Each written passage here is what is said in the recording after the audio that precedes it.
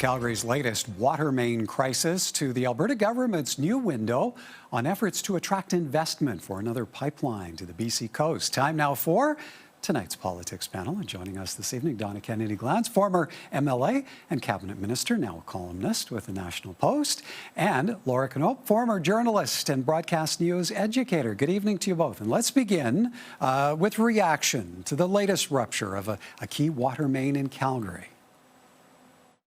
It's a wake-up call for the city government to do a better job from now on. The line ruptured December 30th for a second time in less than 2 years, forcing a new round of water restrictions on Calgarians. And as we heard earlier from the mayor, it may not be the end of it, with more interruptions expected until the Bearspaw line is replaced. Donna, I'll start with you.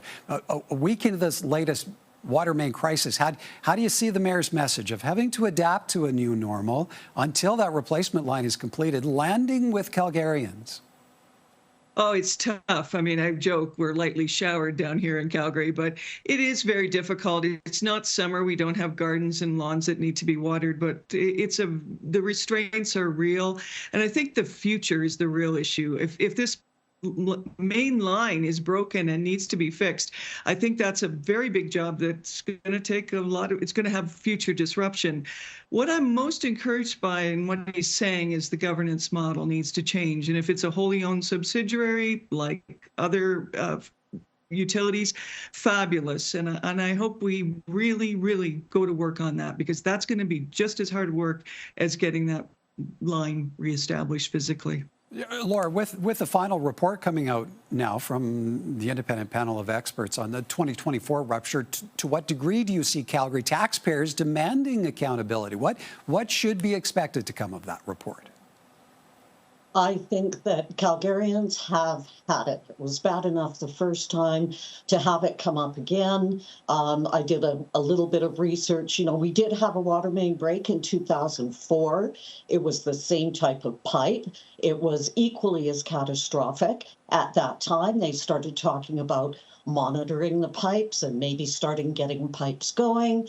And it didn't happen. And, you know, the report has already said there was a lack of governance. There was a lack of testing. And I also just did a little bit of math.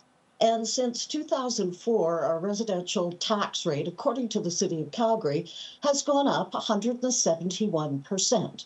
And yet we don't have the most basic of human needs supplied to us, and that is water. People are angry. Well, Donna, what is to me made of the Premier weighing in on this situation, and maybe even the suggestion of stronger provincial oversight into municipal water infrastructure? Well, the question of who's accountable is getting very partisan, and I certainly think the fact that Nenshi was the mayor here and now is the leader of the NDP has something to do with all of the comments that are being made. And I think that's a fair comment, but most of us are going forward and saying, how do we make sure that this doesn't happen again? In this country, we keep talking about nation building, and I think right now, we're all looking at how do we build this province? How do we make it and sustain it as an attractive place to come? As you asked the mayor, is this going to, put a black mark on Calgary as a destination for people? And I think how we respond to this, no more nitpicking, no more, partisanship overboard. Just, we need to fix this. We need to fix it now. We need to demonstrate that we're managing this properly. I think that's the message that people will be looking for in Calgary and outside Calgary, the people who are watching this. Laura, quite the eye-opening start for Jeremy Farkas as the new mayor of Calgary. What do you make of how he's navigating the situation? I think he is doing really well. I mean, we all expected that, the first thing and most important thing to this council was going to be the rezoning issue. Life has a way of changing plans. One thing that I find really encouraging, and it kind of goes back to what Donna just said, is the fact that he is talking about working closely with the provincial government. And that hasn't always been the case with Calgary and the Alberta government. And so the fact that instead of, just making it partisan, he's saying, I am taking the blame, I am taking accountability. Let's get this done. Let's get it done right. I really, really like his messaging on it. And I'm very encouraged by the fact that he is already working with the Alberta government as opposed to against that government. And Donna, how do you see the handling of this latest water crisis, defending Calgarians' perceptions of this brand new city council, the mayor included?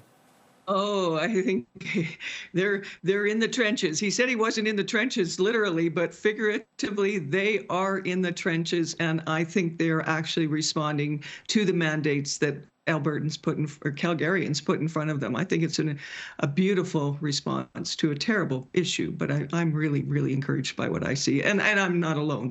I've talked to others, and I hear the same message. All right. Time for us to take a bit of a break. But when we come back, the province launches a website on its pipeline push as BC's Premier offers up a new suggestion. More from our panel in a moment. Welcome back. With the situation in Venezuela reigniting Alberta pipeline discussions, BC's Premier is again weighing in to that discussion. If we're going to do public investment into our resources here in Canada, I think it might be time to pivot that discussion to a refinery. We still buy oil products from the United States. I don't understand why.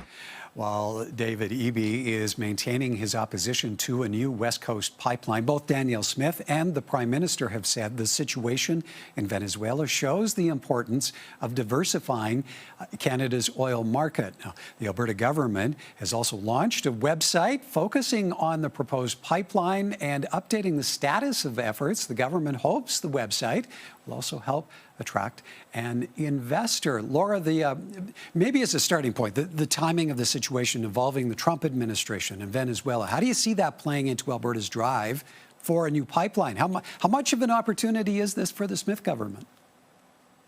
I think it's a great opportunity. We were all I think we were all shocked at what happened in Venezuela over the weekend. And for many of us, the immediate question was, what is this going to do in terms of our oil supply and being able to export the oil? Because Venezuela has essentially the same kind of bitumen that we have up here in Canada. The fact that Danielle Smith launched that website a couple of days after, I'm sure it was in the works, but she is hitting a point where people are a little bit frightened in Canada, a little bit uncertain in Canada. There has been a big shift of public opinion that says, yeah, maybe we do need to actually build pipelines. Maybe we need to start thinking about this. So I think that the timing of that website is spot on.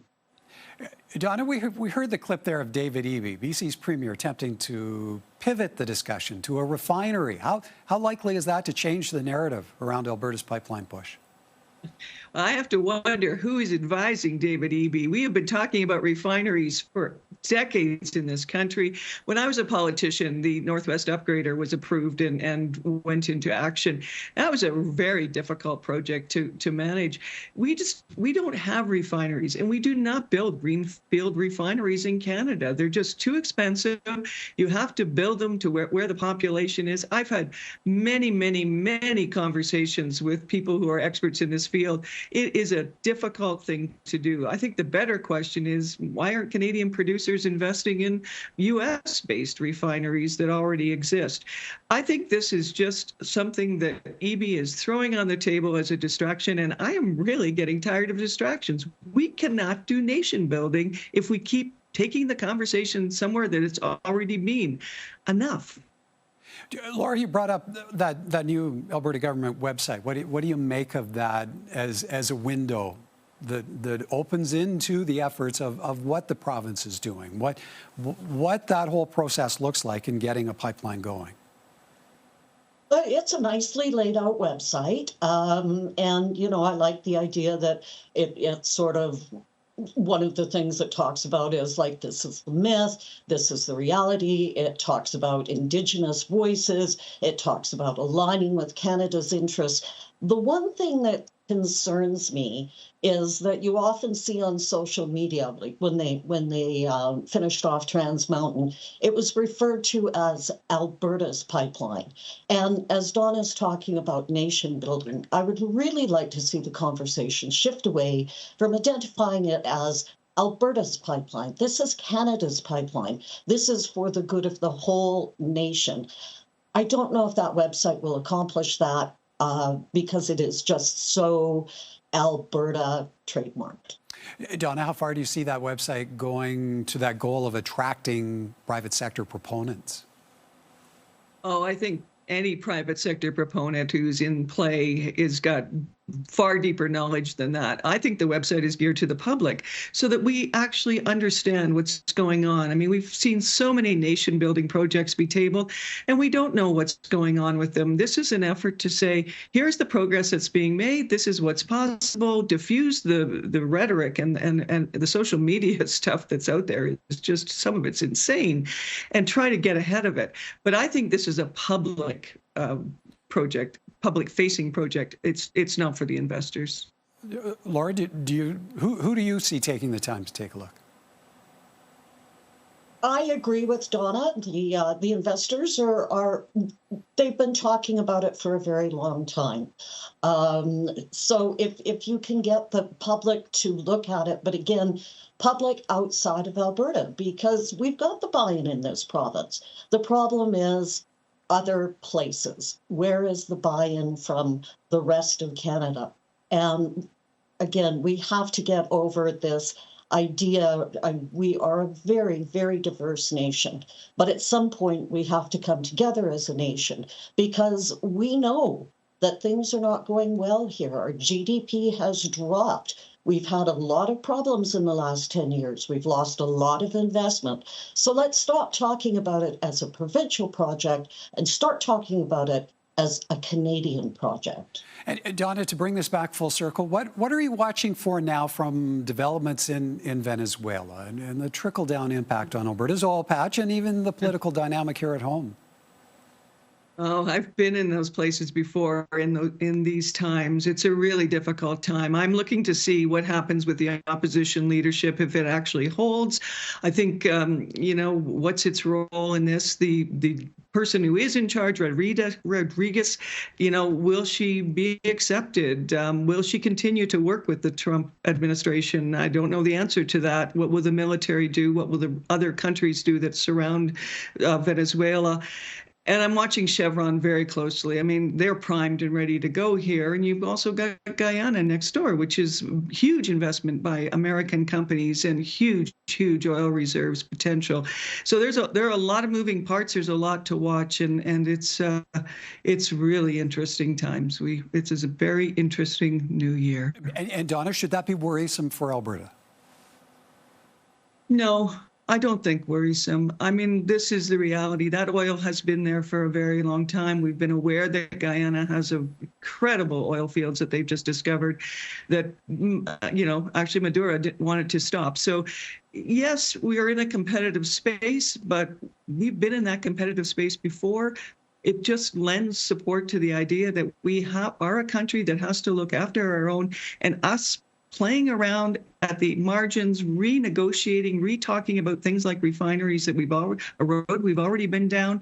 We just don't have time for that. I think that's what message is for a lot of people, is just underscores the need for decision-making and decisiveness right now. And Laura, your last quick thoughts on what you're watching for, where the politics of all of this is involved. The politics are going to be really interesting. I'm actually, at the moment, kind of watching the stock market more.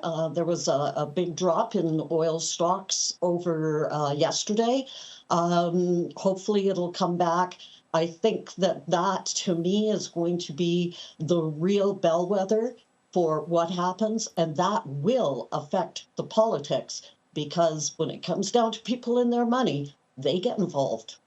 Indeed. All right, we'll have to leave it there. Great to see you both. Thank you for this. Thank you. Happy New Year.